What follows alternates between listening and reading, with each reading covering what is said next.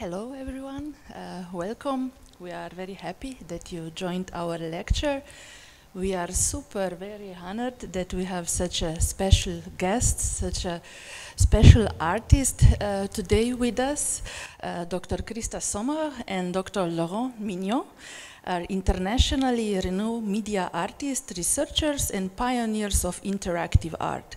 They are professors and founded the super great interface culture master program at the University of Art and Design in Linzu, Austria.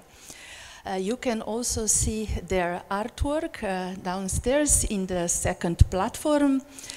And please enjoy the talk, and I will just give the word to you. Thank you. Thank you very much. Is the microphone is on? Yes, thank you. Thank you very much, Masha, for the kind words and invitation, and also thank you very much to Technopark Celje. It's really a big honor to be here and wonderful to exhibit in this context, also with Vavara Jasbek and some of our alumni who are also from the master program, and of course also with all the other wonderful demonstrations here. And we loved Celje already, it's a great city. What we would like to do is to give you a short overview of a recent retrospective that we have been doing, which brings together artworks that we have done in the last 32 years.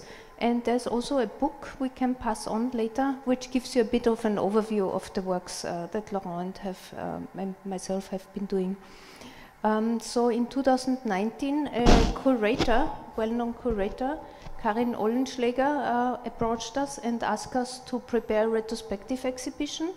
And the title of the retrospective was quickly decided. We called it The Artwork as a Living System, because it nicely puts together main ideas and main concepts of our art production since the last 30 years. So as you will see very soon, many of our works are interactive. They are dealing with artificial growth, evolution, generative design, and artificial life. And so what we did for the retrospective is reconstruct several of these artworks from the 90s on until now. And I know that probably some of you are engineers or have some knowledge in technology. And as you know, media technology is aging very quickly. So if you want to show projects from the early 90s, it's a real challenge, because you have to somehow redo them or reprogram them and reconstruct them or restage them. So we could not do all the works from our 46 works, but were some selected works that the curator has decided fits well in this context. The exhibition that came out of this retrospective was shown in different locations. The first one was at the CKM Karlsruhe Museum, which is a very beautiful media art museum in Karlsruhe in Germany.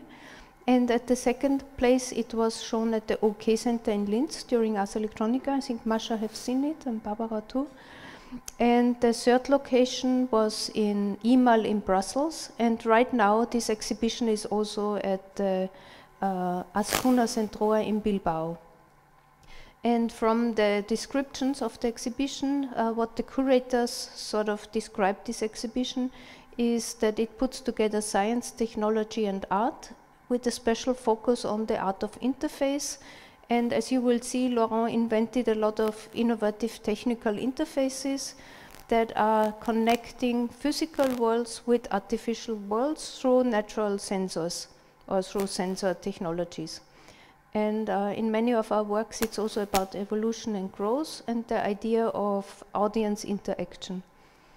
Here we see just the announcement of the ZKM show in Karlsruhe. This is from the EMAL in Brussels. Here a few impressions of the exhibitions. I will talk about these works later. And all of the works, or almost all of the works that we showed, were interactive, so people could really participate, and the works were only activated through the users' participation and interaction. Some details now.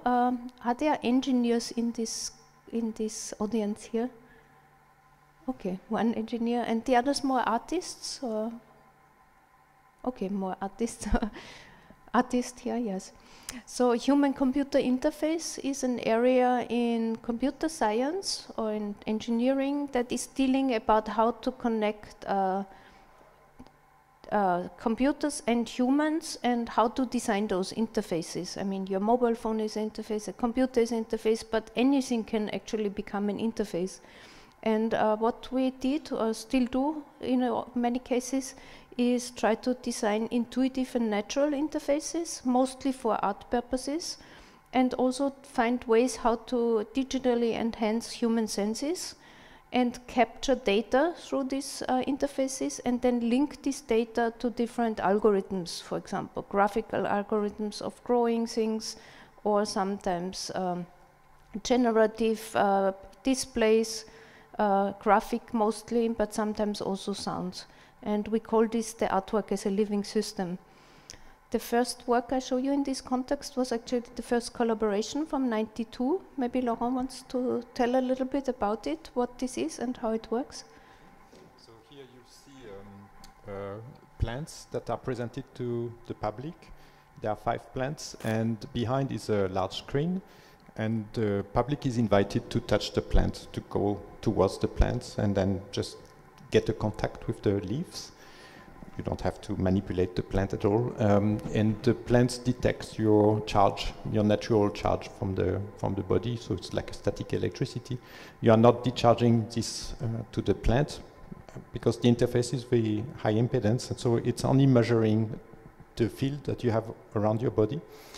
And everyone has different field, also different way to approach the plants, and these differences are taken in account in making plants through an algorithm. So in the 1990s, real-time graphics started to appear, vector graphics, and then we designed some plants that develop in space, in the space of the computer, of course. And so you see a kind of a landscape that is being built as you touch the plants. Since this has no end, there could be as many plants as you want in this garden that is growing. We dedicated one plant to erase the screen, and the plant was a cactus. So the cactus is not really a plant you want to interact with too much. So that was a good balance between the will of doing something and at the same time to leave other people building this garden. So yeah, so this has a cycle, but it's not like recorded, and nothing is really pre-programmed. The plants have also representation on the screen. So each plant has about 5 variations of different types of plants that have the same characteristic. We have an ivy, which is growing everywhere in space. We have a fern, which is taking also space more locally.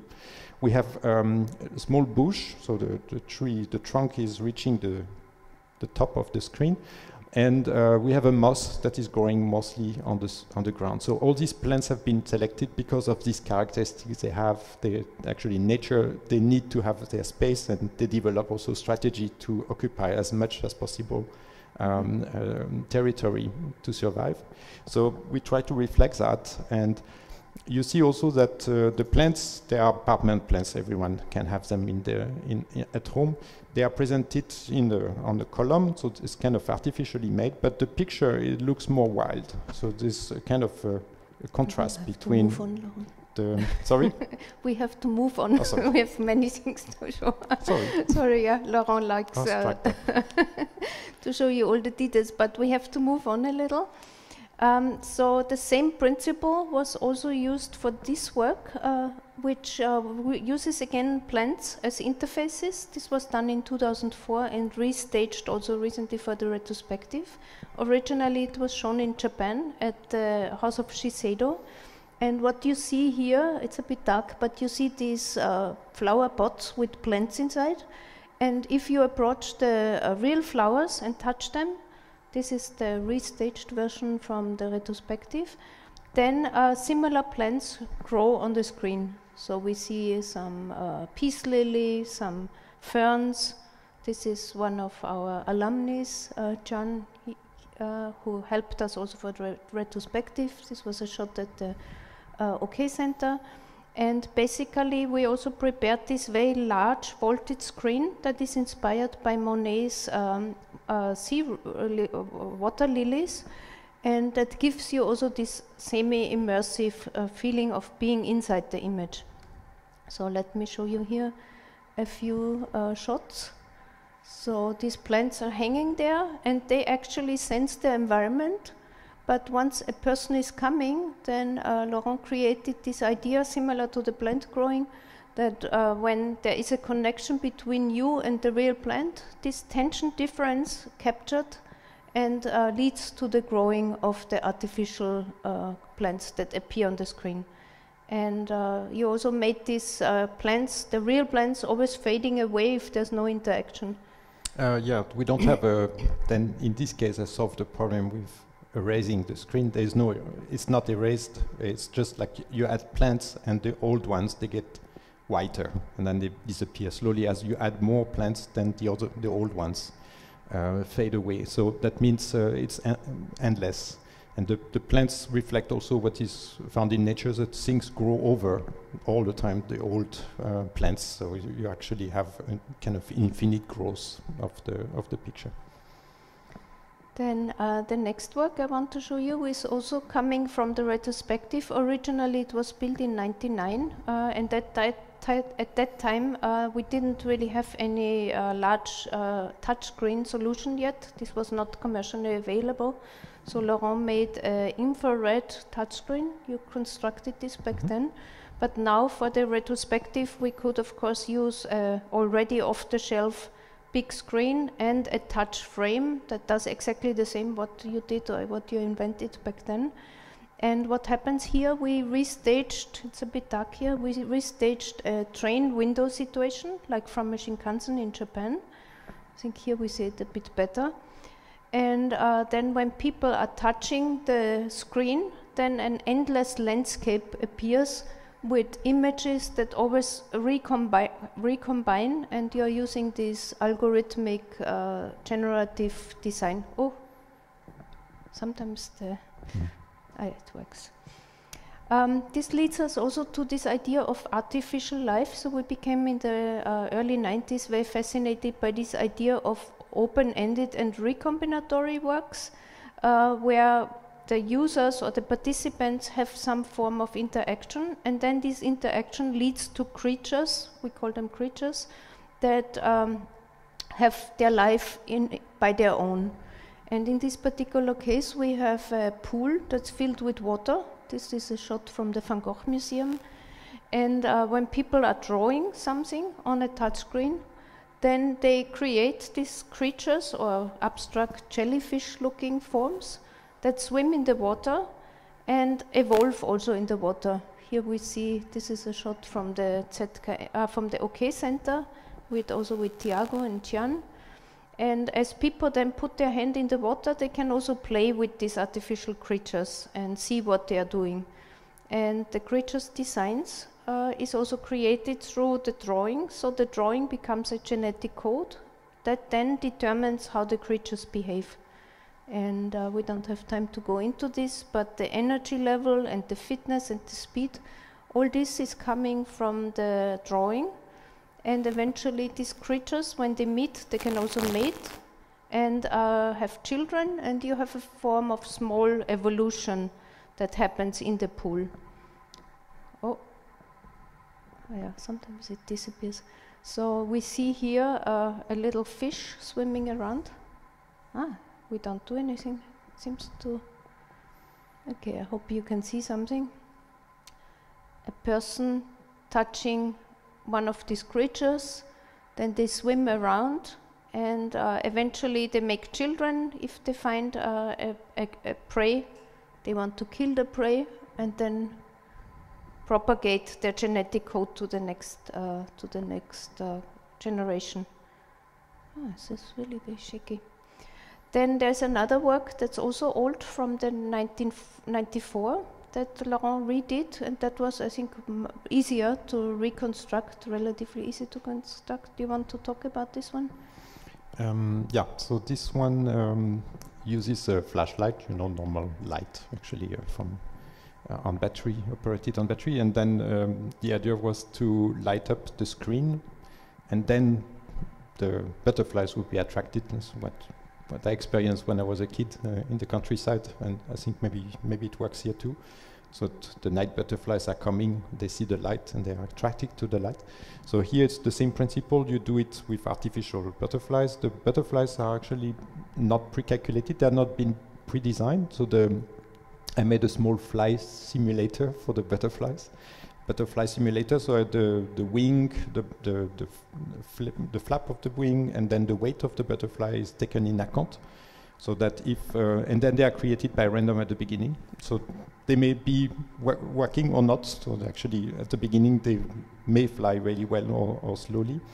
And then you try to reproduce them. And to reproduce them you have to attract it with the lamp, with the light, but you know that light also is deadly for most insects. So we also try to simulate a little bit the death of these creatures by, if they reach the center of the beam, then they will also burn and die. So you have, it's a very fragile balance between life and death for them. And the idea is to try to keep them reproducing and not failing. But it's, yeah, it's more an experiment in a way for every user. Then the next work, you see, now we're starting the insect area. Here we have insects also coming out of an old typewriter. And what happens here, we see Laurent typing something in an old typewriter. And as soon as he types, little forms come out.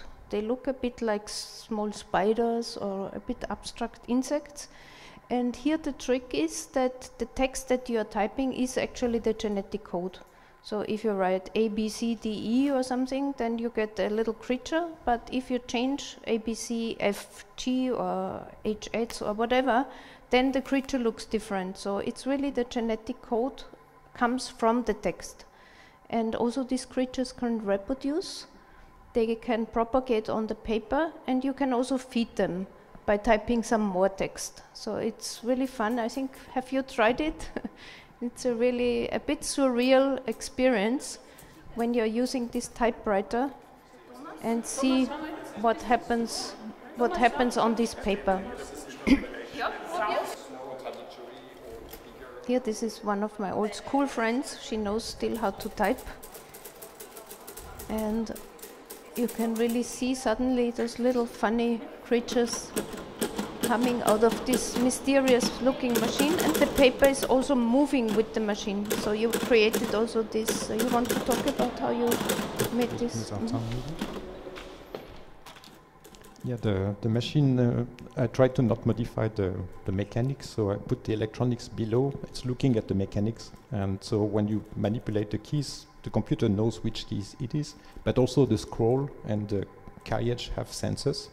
So I'm synchronize the projection to the paper. And so what you do with the machine looks like it's an action onto the paper, so that it makes the illusion that the paper is really something, not just a projection. And the manipulation of the machine was kept as it was in before. So you can type, you see what you type, and as soon as you manipulate the scroll, you create one of these things. Just a little bit about the algorithms. This is not random, so that means when you type something, you get that creature. If you type again the same text, you get the same one. So it's not randomly created. However, the combination of it is unknown, even for me, because it's very a lot of parameters that you actually generate, and it's impossible to predict in advance what will come. But this is to take this Darwinistic system where you have a soup of whatever, and then some of them will take the opportunity to actually reproduce and have offsprings, and this is done through eating the letters that you enter as well. So it makes a small ecosystem where everything has a competition for survival and space. And then you can see after sometimes that you're actually developing a specific type of these little spiders. Mm-hmm. The next work is also about insects. This is not really interactive, but more of this was done during the first lockdown, I think, was it? Yeah, I think 2020 was the first lockdown. We started to notice, you know, once you have a lot of time and turn around your house, you start to notice, oh, I'm using or I generate too much trash. So we started to photograph the trash that we put in the dumpster and become aware, wait, we have too much plastic, we are just throwing away things carelessly. And so we came up with this idea, making an artwork out of the trash that we produce. And what we did, Laurent programmed these little insects that we call scavengers. And in this animation, we have scavengers cleaning up the trash for us again. And you see this best in this movie. This was first time shown in a 360-degree projection in Bolzano. I think it was in Bolzano. And in this world, the insects first appear. They come and clean up. Okay, I hope this is a bit... Okay. Here we see some. Why is it always changing? Even though we don't touch anything. No idea. Okay, I have to get the new. I think it's my box here. I think it's fine, Masha. Yeah. Oh, this is very. I think it's here. Maybe I hold this. I'm sorry for that. You see here a short sequence where little insects come and bring the trash, put it on a pile, and then other insects, more colorful insects, appear, and then they are removing the trash again. So once you're inside this 360-degree projection, kind of panorama, it really feels quite overwhelming, and you get the sense of, you know, would be nice to not have this kind of situation which human-caused pollution. Then more insects. So here comes the insect section, and this you can also try downstairs, is Portrait on the Fly. This is a relatively simple interface because it's just using an off-the-shelf camera system, but Laurent made a tracking system. And in this case, you put yourself in front of a screen, and then about 10,000 flies suddenly come towards you, and they start to make your portrait. And it's a portrait that is changing all the time, because it's actually your movement that's being detected. And as soon as these flies, they have a kind of small intelligence, because they want to sit on anything that they detect as an outline.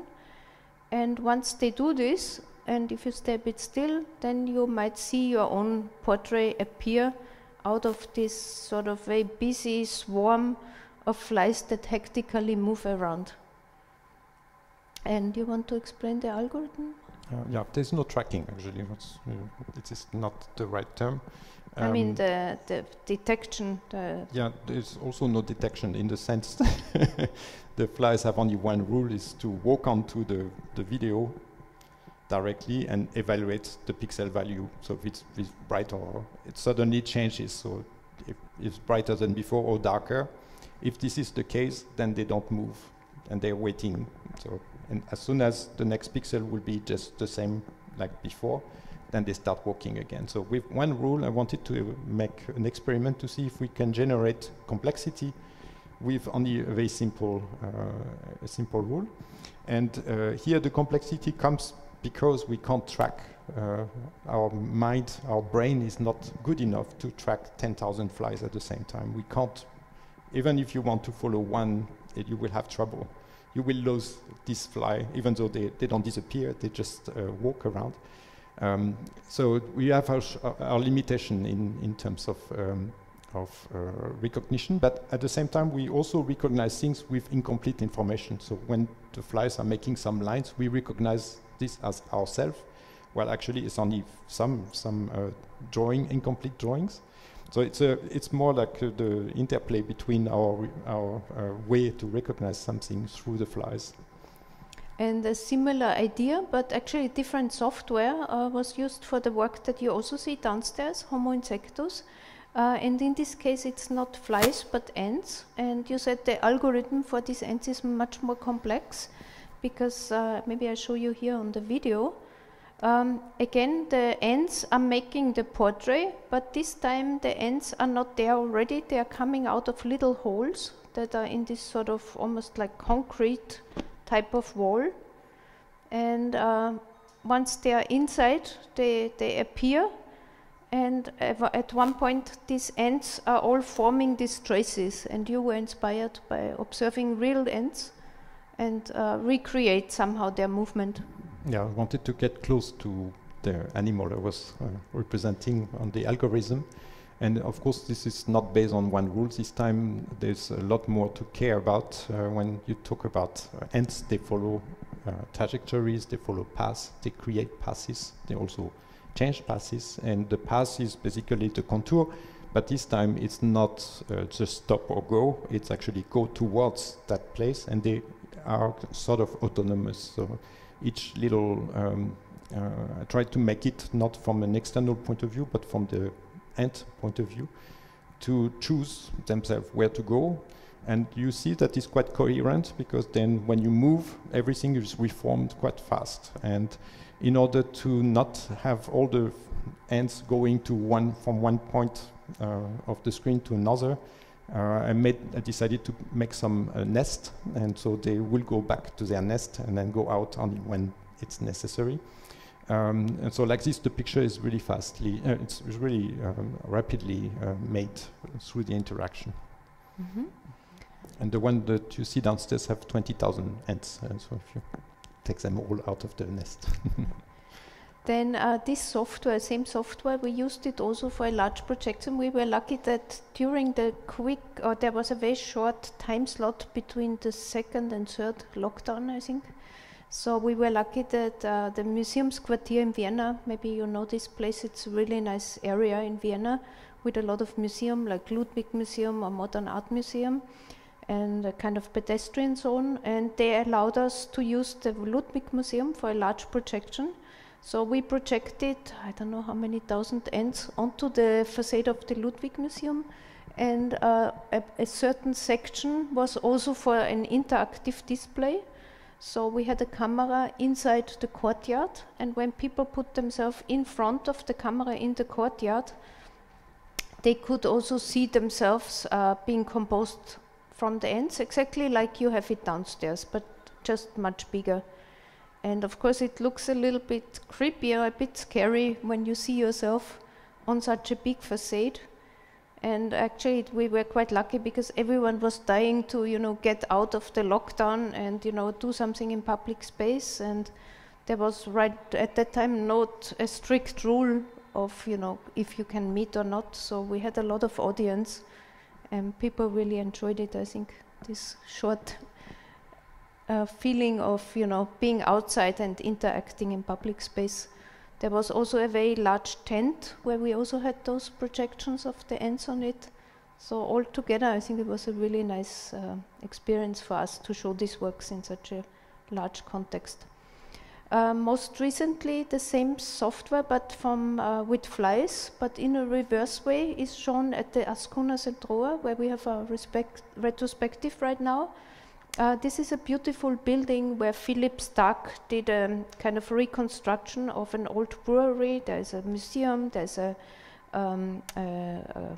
cafe, there's also a cinema, there's a swimming pool. So it's a really amazingly interesting building, Ascona Centroa. And in the middle of this atrium, they have the big screen hanging, so they allowed us to also install the people on the fly there. And it's also quite interesting to see how people interact in an area where they don't expect to see any artwork. And I found it worked really well, because people pass by anyway, and suddenly they see themselves appear on the screen in black and white. And at one point also these flies are coming, and people discover quite quickly that they actually can interact with these insects. Yeah, the algorithm, it's the opposite. Here, the flies are attracted if something moves so they ignore anything on the picture as long as there is no movement. But as soon as someone is walking, they all come to that person and cover it entirely, as long as it's moving. So if you stop moving, then they go away and they try to find other targets. This was done also for a very large screen outside, and it was commissioned in Hong Kong, where you have a lot of screens outside the buildings, and it's of course looking at the street. So the other software that we have downstairs could not work because they would have been sticking to every part of the architecture. So by reversing the idea, it worked a little better. Mm-hmm. Just watching the time. Maybe I have a few more works, but I think it would take too long. No, it's fine. Okay, I'll show you maybe 2 more works, but very quickly. Again, flies and VR. This might be interesting because Masha did her PhD at the Scuba University at the Empowerment Informatics studio. And we were also lucky to be there for, I think, a 1-month residency. And we had the chance of doing a new software for this very large space, which is, at that time, it was the world's largest encapsulated VR space. 25 meters long, 50 meters wide, and 7.5 meters high with stereo projections. And we got this idea of making a software that's about flies again, and a bit inspired by Hitchcock's Bird, that would sort of attack people in VR. So what you see here, maybe I'll show you some images, is a situation where you are walking around or running actually around in this large space, and VR flies that are kind of augmented in your classes are appearing in your shutter classes, and they feel like they are coming towards you. And we showed it only, maybe we can put on the sound. Oh yeah.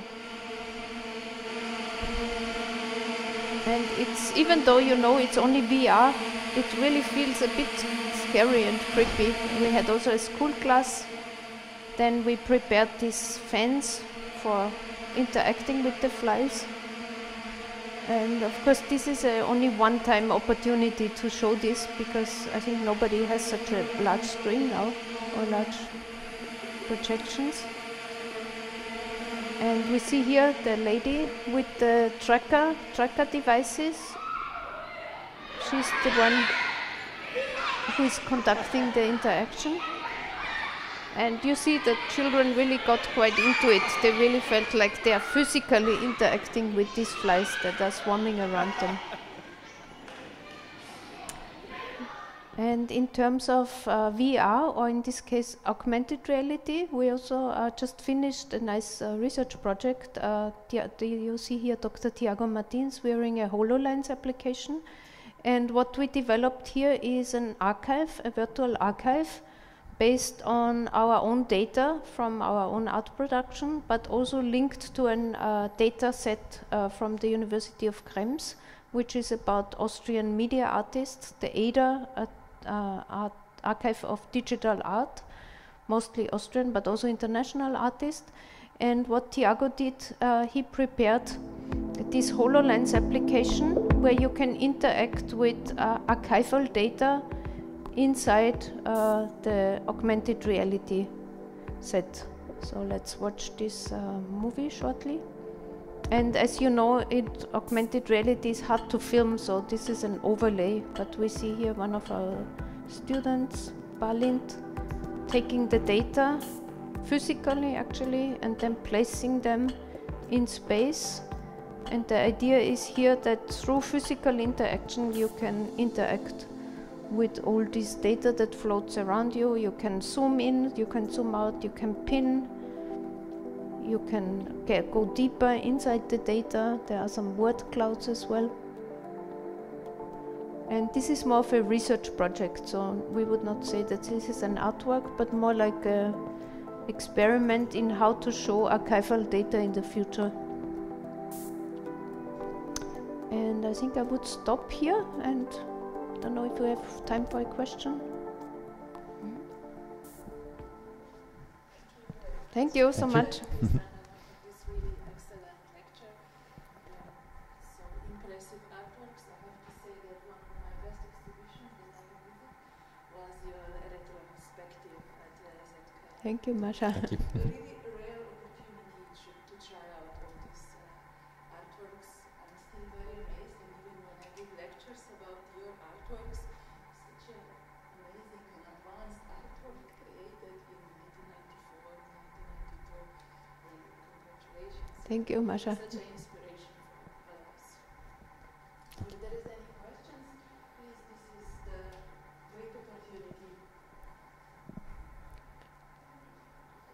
And thank you for coming. It's a wonderful sunny day. We appreciate that you take the time to come here. Otherwise, we can also enjoy the juice, coffee, and you can also ask questions. Yes. I also forget to mention that in the context of the retrospective, we made this book with MIT Press, which puts together all the works. So if you have, we have more works to show, but I wanted to not overstretch the timing. And so if you have any particular question, please let us know, or we hang out at the coffee together. Yeah, and please join us again at 2 p.m. We will have like an open discussion about education, art, science, and technology. And of course, the second platform, you can experience the artworks portrait on the side and home stickers. I would like to ask something. Yes. When you were reconstructing your older works for the retrospective exhibition, what were your experiences? How did you tackle this very difficult problem, I would say, and what changes did you decide to make regarding the reconstructions on the level of technology, how to keep the concept after? Yeah, that's a very good question. What we tried to do is not change it in terms of how it's set up or in terms of installation, more the kind of, aesthetic of the setup. But of course, the computers had to be changed, because back then in the early 90s, it was Silicon graphics computers. And then now, of course, it runs on PCs. So Laurent, maybe you want to talk about this aspect of the software changes, but in terms of aesthetical changes, we want to keep it as much as possible as it used to be, because otherwise it would be a completely new work. But Laurent has something to tell about the software. Yeah, so I decided to build up software from the source code point of view in the 90s. There was not so many solutions anyway, so this was helping actually towards the reconstruction, because you can change it. So I had all the code. Of course, about a third of the code had to change. I rewrote it to adapt it to the new computers, but the mathematics and all these things stays the same. It was programmed in C++, so luckily it didn't change in 40 years or in 30 years. So it's really a matter of reorganizing the code so that it runs on the new machines. And like Christa said, we didn't want to improve anything, so we let it the way it was done at that time. And we also, at this time, decided, Christa and me, to not show the technology. We only show the artwork, in a sense. We don't have machines or anything within the artwork that shows the computer itself or the screen itself. So we can change that quite easily. And so it was reconstructed with the same mindset that we had at this time, but just the technology that is behind has been changed dramatically. But the aesthetic of it didn't really change much. I mean, for example, in this particular case, this is an original image from 92. I think it was on 93. And of course, at that time, the image, for example, from the plants was much more fuzzy looking, because these RGB projectors, they had this, but this was quite beautiful too. They had this sort of very soft touch, almost a bit like painterly. And then later, when of course the projectors, the LED projectors came up, came up, then suddenly the image was super sharp, almost too sharp, and we were like, whoa, that looks really different. Then also I think when you had the first PCs, the image grew extremely fast, like tuck, tuck, tuck, all these plants very fast, so we had to slow it down, because that was not the concept that you touch a plant and then suddenly it's already, the screen is full. So we really tried sometimes even to downgrade the aesthetical aspect, so it looks more like it used to be and gives the same feeling. But for Evol, for example, I think we had at the beginning, we had limitations with the creatures, because I think you could only handle, what was it, I think 20 creatures, and now you could have much more creatures. So I think this is also from 96 now, but the early version we had only 10 creatures or so inside. And now I think you can have up to 20, 30, 40 creatures. There's no limit now, but anyway, when you create them, they eat each other, so you can't really have so many. You will need to be super fast to create them. Yeah, but sometimes limitation is actually good, because if you have a limitation, then you know you can only work within this frame, and then yeah, it helps sometimes to be more creative and find some solutions. But yeah, it's a challenge to reconstruct pieces.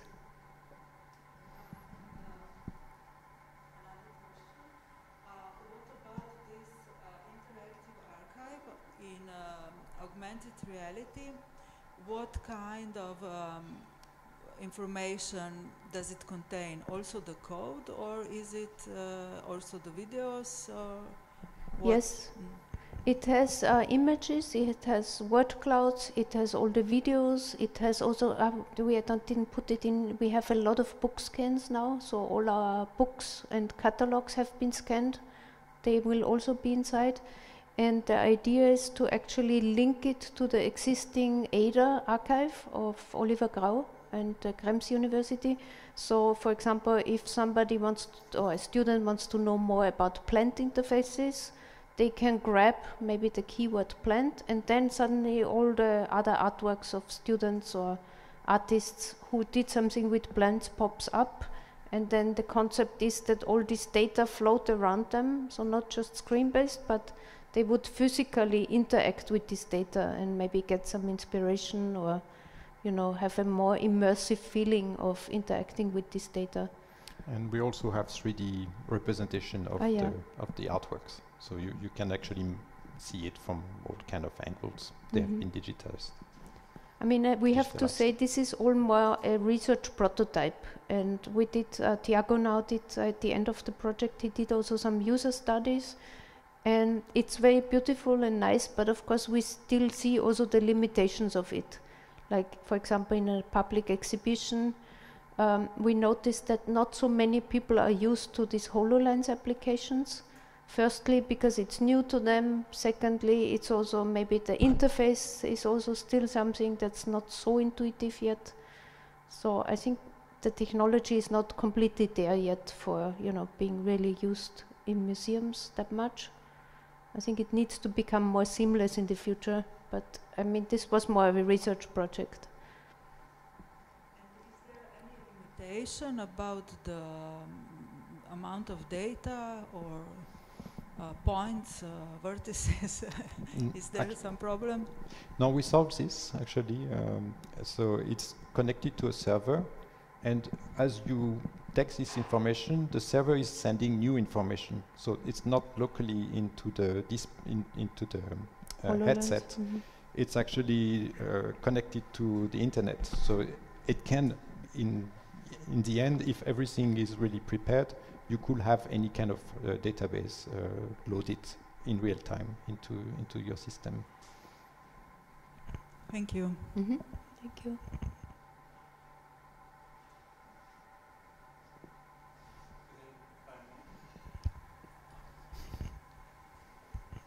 Okay, my name is Aleš Vapotic, and I'm working also on the preservation of born digital art. And I have a quite concrete question.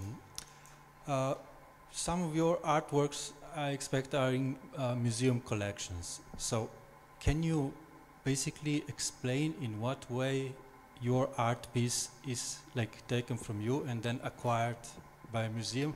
So I'm asking you, what is in the museum storage exactly? Yes, that's a good question. For example, in the case of the plant growing piece, the first one we did, it's part of the ZKM collection. So what they have is basically the interface box, the hardware interface box, which has all the, you know, electronics inside. Then they have all the cables that go to the plants. Then they have the software. Then they have a manual. Then they have a documentation of the whole piece, and the flower pots, and the lamps, and the pedestals. So they have actually all these hardware parts plus the software part. And also a very detailed manual, setup manual. And I think we also filled in a lot of questionnaires that they already had prepared. So ZKM is already very advanced in terms of, you know, how to collect information. For example, we even had to fill in, if ever, you know, we are dead and then in the future somebody wants to restage this, do we agree that they can change some parts of the installation and so forth. So this, I think, is a very good example how the ZKM is doing these collections. And in terms of, for example, the Homo insectus, the one that you have downstairs, is now part of the collection of the Generali Foundation, which is a big collection of media art in Austria. And they have their own screen. No, wait, we provided the computer with the software inside. They bought their own screen and camera and cables. And they have, of course, the software. And also a very detailed description of the manual and the setup manual and the exact dimensions, how to set it up and so forth. And a certificate of authenticity. Yes, so would you say that like in 20, 40, 50 years, after 50 years, ZKN would be able to restage your installation or not? Just like what would be, yeah, what do you think about that? Because also what I'm asking here, so do they have the source code in C++, the one from before, and you know now you said that you've changed like 30% of the code in order to implement it in a new system. So do they have the source code, and do you think whether they will be able to restage your project after 50 years? The source code was not a requirement from the ZKM, so I did not actually give it to them. You have to know that the source code is not everything also from an artwork point of view, because it depends on an environment, and the environment usually represents 70% of the source code. That means the source code is just a script, and all the libraries are taken from the environment, and this environment is Windows, or it's whatever you use. It could be Linux or whatever. And it has also a period of time of development, and then in 10 years it's not there anymore. So that's the problem, because it's also linked to the operating system and independent from the source code. If you use some very sophisticated functions that have no open source availability, you don't know what these functions are actually doing, and therefore you will have to recreate them too. But that's the property of Windows, not my property. So I can't really give this either. So that's the problem, is that it's true when you think source code, it seems to be everything, but in fact it's very little information that you can give to someone. So it's not solving the problem, having the software or not. What you can do with the executable, however, is that it can run for a longer period, because most of the computers or the industry is interested also to keep a kind of normality of the development. And so they do actually, you can simulate the older environment, not for development, but for the executable. So this is still possible. You can have, for example, a Windows XP environment today, and you can also have the machine from the 90s simulated, but you have to count on developers doing this, and it's not done by Microsoft. So this is we are always prisoner of something, and it's not solving everything that the artist gives up everything. You have to think, if you give the palette where all the colors was from the painting, that doesn't mean you can recreate that painting. You have also the know-how to do that painting, and it's not solving, and the artist cannot give that. It's impossible. So if you want to create this same painting in 50 years, you will have to get the same skills with the same colors eventually, but having the colors doesn't change anything. So you see the problem is it's not in my hand entirely, and these artworks exist because these machines exist. And if they are still there, then it will still run. That's the only thing that you can tell. And so this is up to the ZKM to find out. So they have different strategies. Sometimes they collect the computers, so they collect SGI for things that can't be rebuilt. They collect old Macintosh PCs, anything that basically belongs to the artworks they collect, and try to and hope that they can change over time. It might last 20 years, 30 years, but even hardware you don't use die, fortunately. So it's an unsolvable problem, and it's a common effort. It's the same like in museums today when you have restoration schools. They know exactly what to do over time. This can exist also for media art. It's just a matter of education, also money. Of course, you have to build this ecosystem, but it could be solved this way. I mean, that's what they also believe, that new media art restoration can also be a good example, because it's not just media art, you know, it's also maybe in television or in libraries. So a lot of things, cultural heritage is now digitized. And of course, being digitized alone is not enough. You need to also keep this data and port it over to the next levels and to the next machines. So I think a lot of cultural heritage is now being really under this idea of how to archive it and how to, you know, present it to the next levels.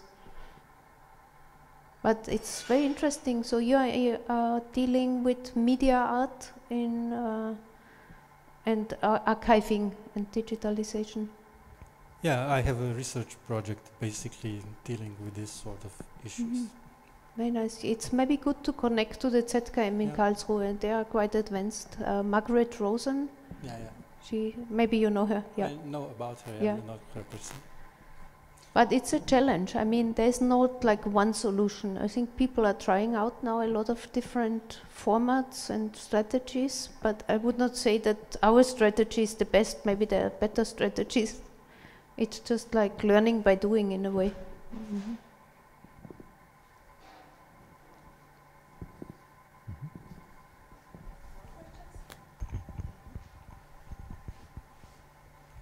So I have maybe a bit more of an open-ended question, and I have to say it's a really interesting view of like innovative uses of human to machine interaction and even like human to plant interaction. So this is really where the crux of what I'm wondering is what sorts of discoveries have you made in that sort of exploration of nature and technology? Because those are two usually like concepts that we sort of think of as polarities. You see, you have technology and then you have nature, and those two worlds rarely touch in sort of our general conventions. And you're sort of exploring that area where the two intersect. And I'm kind of wondering what can we learn? What discoveries have you made in exploring this relationship between technology and nature, and what can technology can give us a sort of new view of nature, and maybe even the opposite, can nature teach us anything about technology? Mm-hmm. Yeah, that's also a super good question. Maybe what we observed now, since the first time we showed in '92, you know, the plant installation, people at that time were quite mystified by the idea that plants sense something, or many people at that time said, oh my God, I always had the feeling that plants have some sort of, you know, sensitive feelings, or so. People talk more about feelings. And nowadays, when we show this work, people are still reacting almost in the same way, but they are more aware now that, you know, I think also in terms of ecological discourse, now people see plants a bit differently. They know that they are so important for us. They know that, you know, our life depends on them, and that we have to be more careful about, generally about the environment. So I think in that kind of more environmental discourse was not so dominant in the 90s. People didn't care so much about the environment back then, except for maybe a few crazy artists and or environmentalists. But nowadays this discourse has changed, and so I think this idea of that plants sense the environment and that technology can show us or even prove it in a way, I think this is something that is now quite accepted. So I would say from our point of view, we always were interested in this connection to plants and humans. And with the plant growing installation, we tried to show that. And nowadays, this has become more accepted, I would say. So in that sense, we quite happy that we could contribute somehow to this a bit more environmental idea. But people are anyway, I mean, people who do gardening or, you know, like to go out in nature, they know that nature has a big effect on us, and that technology and nature is not completely opposite, but it's blending more together. And I think especially in plant physiology studies, we now see more and more about the intelligence of plants, and you know how clever they are, how they sense the environment. And it just, we sometimes don't see it, but I think people are more ready to see it now. I hope that answers your questions. It's interesting how technology is generally like something that takes us further away from our natural environments, and yet we can use it to sort of bring ourselves closer back to nature. That's insightful. Thank you. Especially young generation, I would say, they are much more environmentally concerned. Probably here too you have all these, you know, generations who are gluing themselves on the street and, you know, try to protect Fridays for Future, and, you know, this environmental aspect is becoming very strong, and that's, I think, is a very good thing.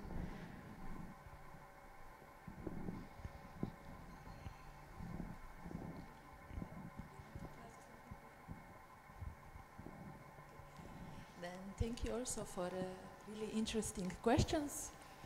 And okay, we will continue at 2 p.m. with a round table, and now please enjoy over there the coffee and some cookies. And see you later. Thank you, Masha. Thank you, Masha. Thank you.